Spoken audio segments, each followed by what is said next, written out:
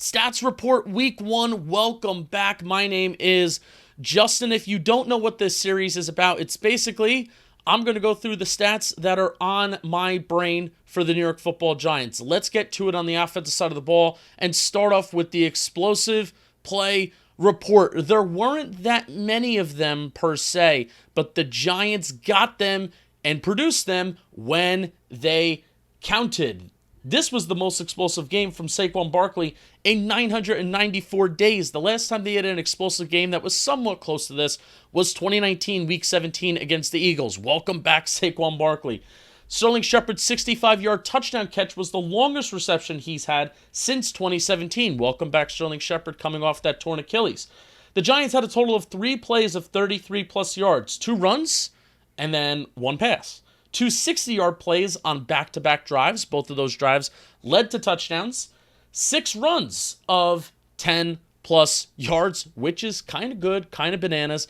Saquon Barkley had a couple of those runs. Daniel Jones, I think, had a couple of those runs. And Kadarius Toney had a 19-yard run in there as well. What I'm going to be really, really excited for this year is that we have a coaching staff that believes in the value of producing explosive plays. And even though, like I said, the Giants didn't have a ton of 20-plus yard plays. Like I said, only 3 plays of 20-plus yards. But even on that 33-yard Saquon Barkley drive, that led to a touchdown. That led to that Chris Myrick 1-yard touchdown, and then it led to the 2-point conversion that was the pseudo game winner, right? So the staff believes that if you produce explosive plays, you win games. And this is something that if you've been listening to me the last 2 years, if you've been listening to the stat report all last year, literally the first thing that we talk about is the explosive play report, and this is why. So this is an article via the 3013. Since 2010, only roughly 1 out of every 10 drives with no explosive plays has ended in a score, while that rate triples when an offense has even a single explosive play, 20-plus yards. Once an offense has 2 explosives, they have better than a 50% chance to score, and it only increases from there. This is a staff that values the stats. This is a staff that values analytics, but also I feel like you don't even need to value analytics to think that a 20-plus yard play is going to really increase your odds to score. I know everybody loves the 10, 11, 12-play drives. You know, you run the ball, you run it down somebody's throat, but the more plays that you run in a given drive, the more likely that somebody is going to hold. The more likely that somebody's going to drop a pass. The more likely that you're going to take a sack. And all of those things are drive killers. So even though the offense was barely functioning at all, especially in the first half, the fact that they were able to produce these explosive plays in certain opportune times, that is the reason why the Giants won the game. Something I also want to talk about too. I want to talk about Mike Kafka. Mike Kafka had this soundbite back in the month of May, and Dan Duggan was asking him about producing explosive plays. Here's what he had to say. The word explosive. How do you make an offense that's going to generate explosive plays? What's the keys to doing that? Putting your players in the right spot and understanding that if we can find tells with the defense that they're going to be in a certain coverage or in a certain look, we can get a certain matchup. I mean, I've always believed it's a player's game, so giving our guys an opportunity to make plays downfield is a part of that too. Putting players in the right spot to succeed. This is something that we have heard all week from Brian Daboll. This is something that we've heard all week from Saquon Barkley. This is something that we heard from Sterling Shepard. Putting players in the right positions to succeed. I love it. I love it. Easier said than done, obviously, but I like how everybody is on the same page within each other. I heard it a lot this week in some press conferences, and Mike Kafka is talking about that in May in terms of explosive plays. The last time the Giants had 2 60-yard plays in the same game, 2016 versus the Ravens, both by Odell Beckham Jr. The last time the Giants had a rushing and passing play of at least 60 yards, 2005 versus the Raiders. He had a Plaxico Burress 78-yard touchdown and a Tiki Barber 95-yard touchdown. It's something that's kind of sad, but also kind of fun at the same time. The Giants had more 60-yard plays in the third quarter Sunday than they had all of last year. So you're not going to have those 60-yard plays every single game, but the fact that the Giants just did produce them, that was the difference in this game, in a game where the offense was not operating at a very efficient rate. So that's the explosive play report. Next, I want to talk about how good was Saquon Barkley. There's a few different metrics that I like to look at obviously outside of just yards, outside of just touchdowns and explosive plays for running backs that really get at how good was the running back and then how good was the offensive line that was blocking in front of him. Definitely the Giants' blocking offensive line is improved and is better, but this was a game that Saquon Barkley really put on his back. And I want to talk about yards after contact first. Weeks 1 through 4 through the 2021 season, Saquon Barkley's yards after contact total 136. Just in week 1, 119 yards. 119 yards out of his 164 rushing yards came after contact. That's Saquon Barkley's own individual play. That is his own individual effort that's putting a stamp on it. 119 yards after contact when you had a total of 164 yards is absolutely insane. And Saquon Barkley, if you want to just put this on a rate on a per carry basis, right? He only broke 2.4 yards after contact per attempt twice last year. Sunday, he averaged 6.6 yards after contact per attempt. That is the second best total of his career going back to 2018 versus the Eagles, week 12. Really, really impressive game from Saquon Barkley. Like, it's not even fair to say that the game that Saquon had on Sunday, it was just one of the best of his, it's one of the best of games that he's had since 2018, 2019. Sunday, Saquon Barkley had one of the best games of his career, flat out, because he won the game for the Giants. So Saquon Barkley, hope to see some good play continue out of you.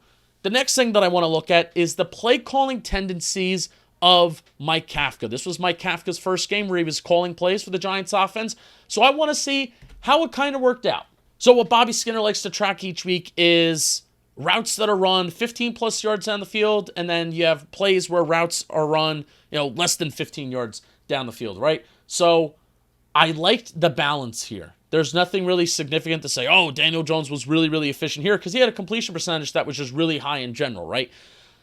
But what I like to see here is the balance. You had plays with 2 plus 15-yard routes, 9 attempts, and then plays with 1 or less 15-yard routes, 12 attempts. That's balance. That's balance. And the fact that, Daniel Jones didn't really push the ball down the field. He was 1 for 1 on, attempts of 20 plus air yards. That was obviously the Sterling Shepard touchdown. But I still just liked how there was balance in the Giants passing game, at least from this game. When you run those 15 plus yard routes, that's not necessarily saying that we need to throw the ball down the field, but it can also open up stuff underneath. So I'm really excited to see how this Giants passing offense can evolve past the Tennessee game in week 1. Hopefully it gets better, because it needs to get better. Something else that I was really looking forward to see was the Giants' first down play selection. The Giants ran the ball 70% of their first downs and only passed the ball 30% of the time. They had one of the lowest expected pass rates on early downs across the National Football League. And it kind of worked for them, right? Because when you look at the successful play rate, 57% successful play rate running the ball on first down, and I consider a successful play if you're running the ball on first down, if you get 4 or more yards. I consider that a successful play. And then a 12.5% successful play rate when passing, and I consider a successful play if you're throwing the ball to be 6 or more yards on first down. So that is a huge discrepancy. The Giants saw that running the ball on early downs was working for them. They had a 57% successful play rate, and then throwing the ball flat out just was not working for them. But the Giants overall, they do need to get better with their early down efficiency. So I wanted to see the play calling tendencies of Mike Kafka.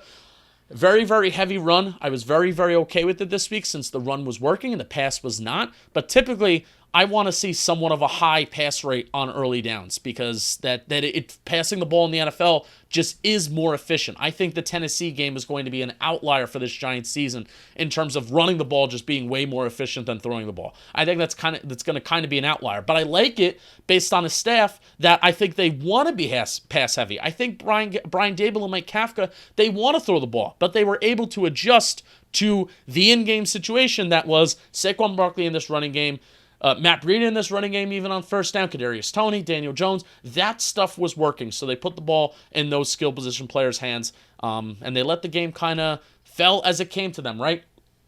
But this is what we need to improve early down efficiency-wise, because the Giants' third down to go distance was not very good.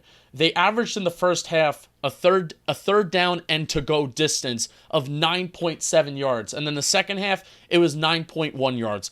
A lot of sacks. Daniel Jones was under pressure all day long. Even the passing game, the yards per attempt weren't that great. So that needs to improve. Like as time goes on, if you're averaging 10 yards to go on third down, you are not going to be winning a lot of games. But that's where the explosive plays come in, because the Giants weren't able to really sustain drives throughout the game. But if you can produce big plays, especially that they could put 7 points on the board, that's what's going to win you games. So that's what's really impressive about this Giants offense. It wasn't perfect, but they still found a way to win the game. A couple of the notes on Mike Kafka that I do want to talk about. The Giants used pre-snap motion 38 out of 58 plays. That is a lot. I like running pre-snap motion. I think it gives a lot of keys and a lot of clues as to what the defense is running for Daniel Jones. I think it's play action and pre-snap motion. Those are the two legal forms of cheating that you see in the NFL, and that's something that any modern day NFL offense should be running. So 38 out of 58 snaps,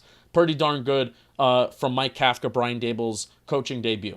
So let's get to the defense. I don't have a ton of defensive notes, simply because I think Wink Martindale was running a very different kind of defense than what he typically wants to run on a week-in, week-out basis. Obviously, you don't have Azeez Ojulari. You don't have Kayvon Thibodeau. I think he was running with a lot more 3 interior defensive lineman sets and those base sets more than he's going to on a typical week, because you have the Titans with Derrick Henry. They're going to want to run the ball. I think the Titans actually shot themselves in the foot in a lot of different areas. I think they tried to force the run a little too much with Derrick Henry on early downs, where the pass, I think, was working. The Titans were getting those chunk plays. So even if every play isn't a chunk play, odds are 1 out of every 3, 1 out of every 4 plays, you were going to beat this Giants secondary. And the Titans showed it. Like that final drive, you knew what the Titans were going to do. They were very predictable with a minute and 5 seconds left in a 2-minute situation. You know the Titans are going to throw the ball. They moved the ball at will against the Giants. And then obviously, luckily, Randy Bullock missed that field goal.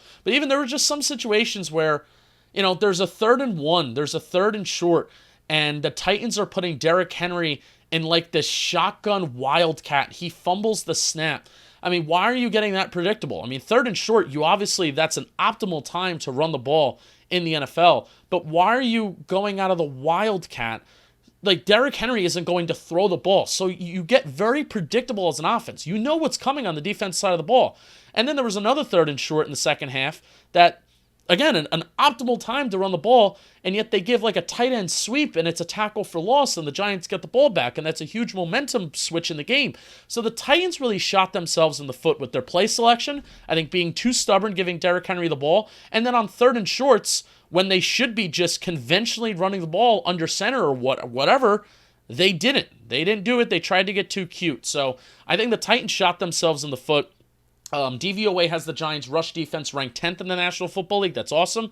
But they have the Giants' pass defense ranked 31st. That's not awesome. I'm expecting the secondary to kind of really struggle once they get to a team that may be a little bit more committed to throwing the ball, maybe a little bit more committed to throwing the ball down the field. But Wink Martindale really didn't even blitz until that final drive of the game. So I'm excited to see once Wink Martindale gets some more pieces back, like Azeez, like Kayvon, and I'm excited to see how he can make quarterbacks uncomfortable, because he was not able to do that against Ryan Tannehill this past Sunday. Xavier McKinney. Last thing I want to talk about, last player I want to talk about, played a very, very interesting role on Sunday's game, because it was a different role than what he has played throughout his entire career. A lot of time spent in the box, a decent amount of blitzes he was sent. I mean, he's probably going to break within the next 2 weeks his career record in blitzes. He was sent on 3 total blitzes in 2021, 7 in 2020. So Xavier McKinney being in the box, playing deep, he's going to be playing all over the field. He's not just going to be pigeonholed into one spot. I mean, if anything, this is kind of similar to what he did at Alabama, where he was spending a lot of time in the box, a lot of time deep. He's all over the field, and that's what Xavier McKinney should be. He should be all over the field. He's a playmaker. I have a prediction. I think Xavier McKinney is going to get a few sacks this year. I just think that's going to how the cookie's going to crumble for him this year. So Xavier McKinney was fun to see after the game. All the different alignments that he was lined up in. The fact that so many of his stats right now are different from what he's done previously in his career.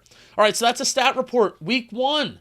We will see you next week. Let's celebrate another victory, and let's get another victory stat report in here. I'm Justin. See you soon. Peace.